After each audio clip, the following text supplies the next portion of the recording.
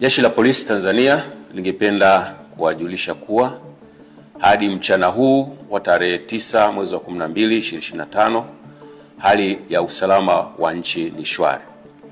Vyombo vya ulinzi na usalama vinaendelea kuimarisha usalama nchini sambamba na kulinda maisha ya watu na mali zao. Aidha, Jeshi la Polisi lingependa kutoa wito kwa wananchi kuendelea kuzipuuza picha mjongeo na picha mnato zinazoendelea kusambazwa kwenye mitandao ya kijamii zikionyesha kwamba kuna maandamano yameanza maeneo mbalimbali. Taarifa hizo sio sahihi.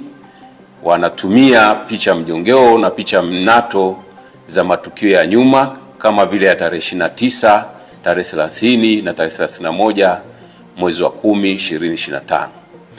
Sambamba na hilo, wenye nia ovu wanaendelea kutumia picha mjongeo za matukio ya nyuma. Kwa mfano, kuna tukio la Juni 2025 ambalo kabila la Wamasai walikuwa wanafanya sherehe zao za jando katika msitu wa Tanapa, lakini imesambazwa kwenye mitandao ya kijamii ikionyesha kwamba Wamasai wameanza kudai haki zao huko jijini Arusha.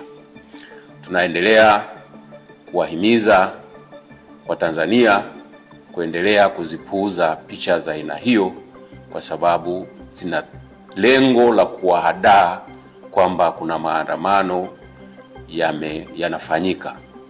Ikumbukwe kwamba maandamano hayo ambayo yalikuwa yanapewa jina la maandamano ya amani yasiyo na kikomo yalipigwa marufuku toka tarehe 5 mwezi wa 12 2025 kwa sababu hayajakidhi matakwa ya kisheria ikiwepo sheria mama, yani Katiba ya Jamhuri ya Muungano wa Tanzania ya mwaka 1977 na sheria ya polisi na polisi wasaidizi sura 322. Aidha, tunatoa wito kwa wananchi waendelee kufuata sheria kwa ajili ya usalama wetu sote.